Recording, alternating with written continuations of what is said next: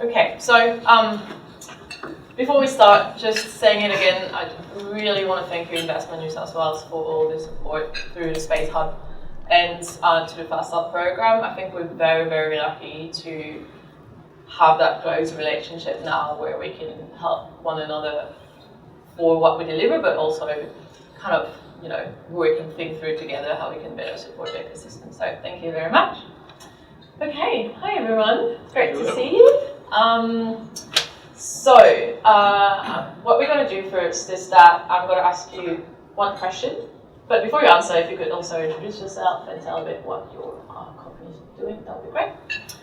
So, we're going to start with Peter. And the reason we're going to start with Peter is because when we launched the Fast Start program earlier this year, we're launching the hub at the same time. So we're building everything at the same time. And we knew that as building a new space programs and as we were onboarding Tim as well, who was our new space expert in residence, and as I was also joining the company, basically we're starting a lot of things at the same time. So we're very, very thankful that all the companies that we onboarded actually trusted us to support them as well. So Peter was the first to trust us, and Peter and Extraterrestrial Power was the first company to start the program. So we're going to start with you.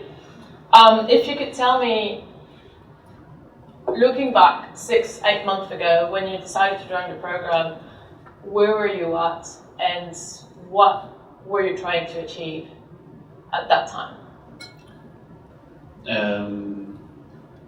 Where do I begin? What did you do? So I'm Peter. I'm the co-founder and CEO of Extraterrestrial Power. We are a 4.5-year-old startup. Originally, we were thinking about, can you make solar cells on the moon and Mars? But it seems like the business models weren't just right for that kind of technology. So we've pivoted to solar cells for satellites, because we realized there is a huge need from the industry. Whoever is making a satellite constellation, they cannot afford to use the very expensive $250 per watt space solar cells, and no one is able to deliver volumes for them. So what we've realized is we can take the terrestrial technology, make it more radiation tolerant, and basically have a product and have a go. So we are a team of 3 co-founders, Bobette and Gavin sitting over there, and we partnered with University of New South Wales, where we do solar cells. Dex is over there, nodding. So 6 months ago, when you started, what did you have in mind? Yeah, six months ago, we were in the middle of contracting with UNSW, and so basically we wanted to prove out our first prototypes, and how do we make sure, we weren't sure whether technology is going to work. So where we've got today is that we are almost ready to prove our MVP. We hope to deliver it by the end of the year and deliver the first samples into customers' hands. We have this is meant to be for the Warata Seed satellite to test our solar cells in space. So we've done that along the way as well. And I think I'm talking too much already. That's okay. We'll take the time to come back to actually where you're at now a little bit later. So now I'm going to ask actually Iwan the same question. So basically, who are you now? I mean, who are you? But who were you? Who were you 6 months ago, and where was Amentum at that time? Cool. Hello everyone, my name is Iwan, Cornelius, Managing Director of Amentum Scientific. And I'll say we a lot, and similarly I'd just like to shout out to the team. There's Christopher Poole, Technology Director, and Thomas Q. And this is the first time the core team's been in the same room physically. So we've been in virtual rooms, but this is the first time. So Amentum's on multiple levels today. Where were we 6 months ago? So we're a different company, so modeling and simulation software company. We've been providing services to the Department of Defense to model complex ionizing radiation environments. And over the years, we've developed technology, and then we were at a point where we saw an opportunity to develop a new offering for the space industry, and that was to be able to model the space radiation hazard for a particular mission profile, to understand the hazard to the assets and personnel. Space is a horrible, horrible environment, don't go there. There are many hazards in that environment, and prior to flight, a lot of tests are performed for other environmental factors, but testing for the radiation hazard is really difficult. It's very expensive. These facilities may not exist, or they're very expensive to access, or the fidelity is quite low. So we were putting together an offering for some modelling software to enable new space companies to run a simulation for their mission, understand the hazard, and mitigate that. So the company now looks very different to that, but at the time, when this opportunity came up, I'd known about Cicada in the past, the team, met some of the team, I'd chatted to Tim in the past, knew how much of a space industry catalyzer Tim was. And just the offering was compelling, so we threw our hat in the ring. Great, thank you. Yeah, we'll get to where you are now in a minute. Yeah, absolutely. Now, Alexandre. Hi. I guess you're a French colleague, are you? Yes, I am. Okay, yeah, I get that right. So just to clarify as well, so Alexandre hasn't been directly involved with the Fast Start program.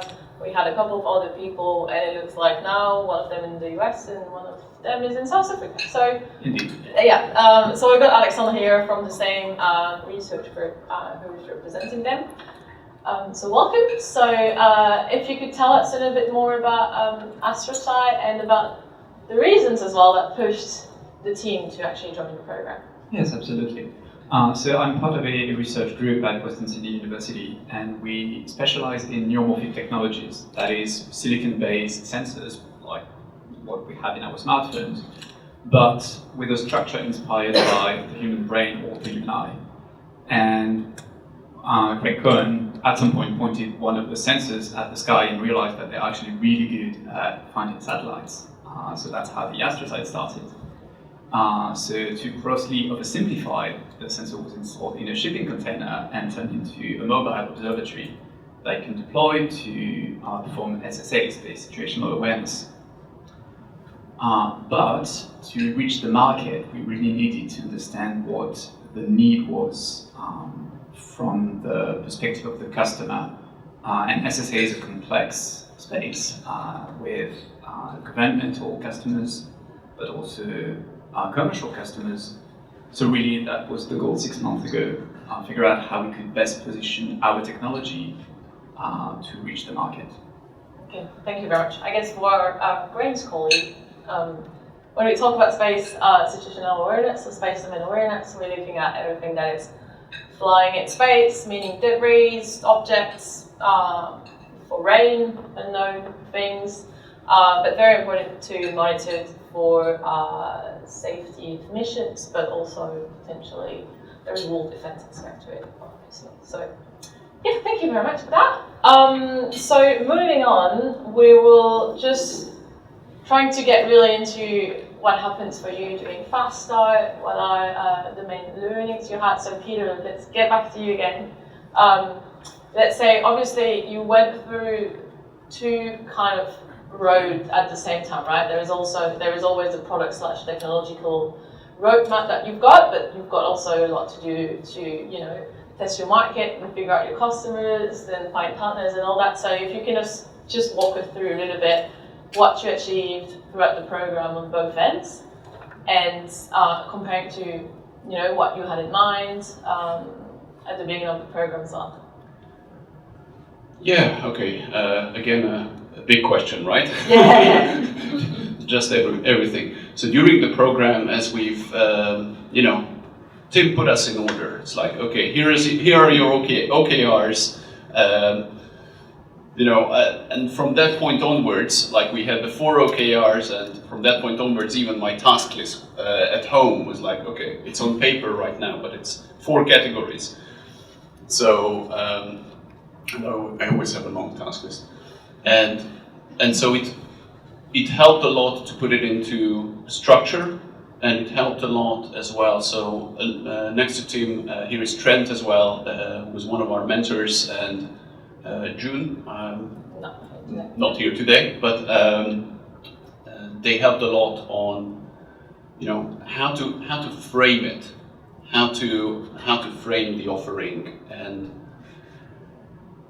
where are we at now? So yeah, the customer has always been a key point. Is always go towards the customer. So that's why we've been to SmallSat conference in Utah in August, Bengaluru Space Expo, and these were great discovering customers that companies we didn't know about.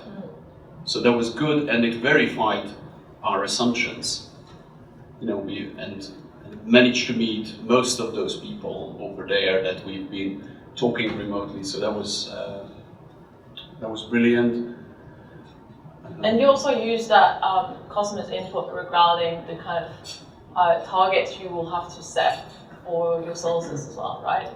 Yes. The threshold and. Yes. So we've been gathering letters of intent to purchase. So on those conferences, we haven't gathered new letters, but we didn't push for it either. So, but we've got new potential customers, and those. It's very important to get the actual feedback and get what the customer wants for us. Yeah, and I guess also kudos to Tim for that, because his space contact list is honestly like I've never seen it. It looks like everybody knows Tim, and Tim knows everybody. And even one of my old colleagues back in France actually met Tim already in some other life, and it's just completely crazy. So that's a real asset for the program. So yeah, I was sitting at lunch in SmallSat conference, and guy comes to me. Oh, I have an Australian contact. It's like, it's Tim Parsons. It's like, oh yeah. Great. What about for you, Iwan? I guess now is the time to talk us through your journey through FASTA and ultimately explain us what led a little bit to the pivot. Sure. I might need a box of tissues at this point. No, sorry, just kidding. But yeah, our goal was really to test the market for this offering, the new offering, and FASTA really helped to get to our go, no-go signal very quickly, which is what we wanted. One of our mentors, Ian Davis, was saying time's limited, you don't have time to stretch things out, you need to get an answer, go, no-go. And FASTA for us really did accelerate that. As alluded to before, our space coach is a nexus for the space industry, so there are a lot of warm introductions going on, and we got to have meaningful, deep connections with potential customers, potential partners. Spoke to a lot of folks here and overseas, really just to get an understanding of whether our assumptions, testing our assumptions. Would we add value? Would folks be willing to pay for it? And although there was a lot of interest in the offering as a means to save time, potentially money, none of those customer segments are really falling over themselves, shut up and take our money. And as a space startup, you need that.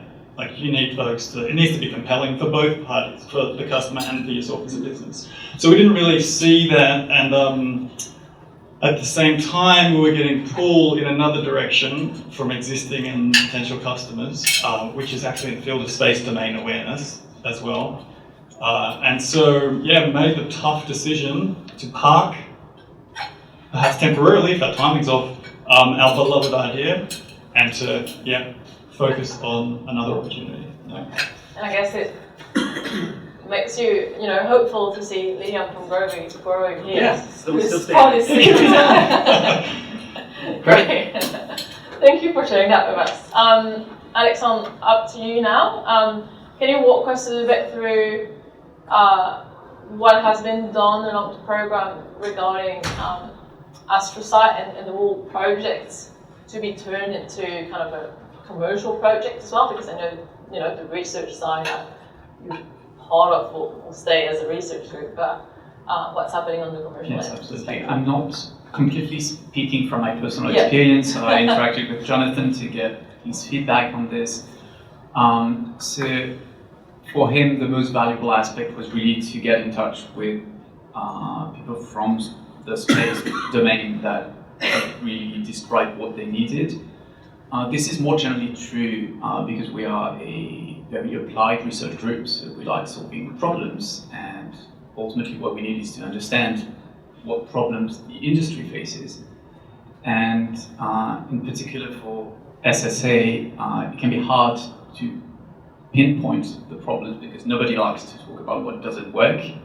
And also because if you know exactly what the problem is, that's actually very valuable insight. So you need to build a relationship with those third parties to really get to the bottom of what needs to be addressed. And yeah, I think we managed to do that. So over the past 6 months, we went from a research prototype, a proven solution in a lab, from that to something that is much closer to a viable and valuable product. Yeah, absolutely. And also, if I can, just say a few words as well, because obviously I've been following the progress. It's been amazing how the technology that this group is working on gets interest from people who actually never heard about it. It's just so unique, and that research group in Australia in general has been actually known to be, at the forefront of this technology for a while. And so definitely what they went through the program validated the interest of the space industry in that new technology and the kind of opportunities that they see in it. They also did a lot of work into everything that comes to product offering. So a lot of how do you actually price that service? That was a real question, because the minute how do you price a massive high-tech telescope in a container, that's kind of yeah. So we did a lot of work on that, and very happy to have seen the progress you've made, and also very looking forward to see that technology now being pushed forward through a commercial entity. So very much looking forward to that. So now we're getting to my favorite question. You've done what you've done, it's absolutely amazing, but what we want to work with you still on is actually, okay, so now what's coming up for you? What are the expected achievements, if we can say, but also what are the next challenges that you foresee to happen? How can we help you? How can everyone in the room help you? Especially, people with resources and connections and money. So, not looking at anyone particularly. So Peter, tell me what's coming up for you and what are the upcoming achievements and challenges? So basically 2 things coming up. One is that by the end of the year, we want to put samples into customers' hands, prove out in the meantime that our MVP works as it should. And basically early next year, we want to start selling as the customers are, get familiarity with the product.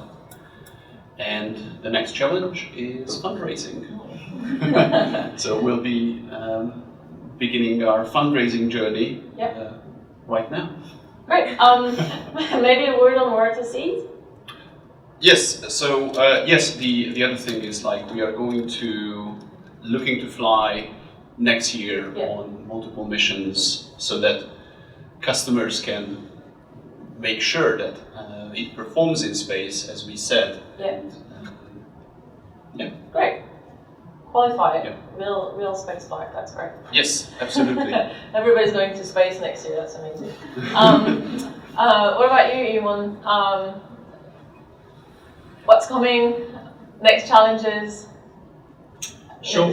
So we just post-pivot, and so our focus, in addition to helping our existing customer, the Department of Defence, do what we do there, is to put together an MVP of a new offering, but something that was drummed into our heads during the program from Tim, Sally Ann, mentors, is just to work that tension between building versus customer discovery, get the market, build. We're scientists and software developers by nature. We love these things and using them for good. So we need to build out just enough of an MVP to go through that process again, the same one we went through as part of Faster, test the market, get customers, and then scale.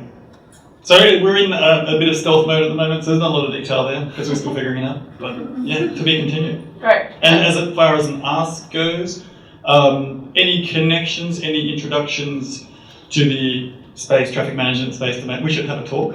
But that environment, anything that involves optical, laser comms, telescopes and the things, we'd like to talk to those folks. So if you know anyone, we'd love a warm intro. Great. Great. Yeah. And if you want to find Iwan, he's just living, no, not living, working. I'm living, sleeping under the desk. Working upstairs in the space hub. So, Yeah. great, thank you. Thank you. And last one for you, Alexandre, what's coming? Yeah, a lot of exciting things, I think. So we are finally spinning off the Astrocyte as a company from the university, so that should happen next year. We are also building a third container, so we'll have 3 mobile observatories that can act as a network. So we're planning to finalize that and deploy it as well. And we are also going to participate in SAC-T, which is the American exercise to observe satellites in orbit. So we are going to observe it in November this year, and we plan to participate as a data provider in April 2023. Great, thank you very much. It looks like you guys should really talk in Yeah. Now I'm going to just open up the floor for questions. Tim, if you've got questions, feel free to type it again. I'm not here, but go ahead. Anyone really? Yes. So guys, what would be the message that you'd leave for the next cohort? That's a good one. Make the most of it. It was said before, you get out what you put in. So yeah, embrace the structure and the homework and just really go to town. Put your pants on. Thank you. Embrace my emails that I'm going to send relentlessly to you. That's a good one. That's a good one. Yeah, that's mine. Yep. Yeah, I can't really comment much on that. Put your pants on and work hard. Yeah. Great, thank you. Anyone else? Anyone else from the teams that have participated who want to add something that hasn't been said? Just a comment? Not calling you out? Okay. Well, I guess we'll just wrap up then. Thank you very much for for attending the program first of all and pushing it through. It's been amazing working with you all.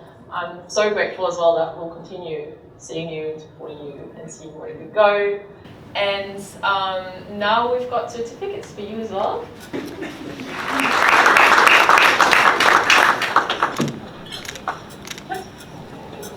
Thank you. And then we have Peter.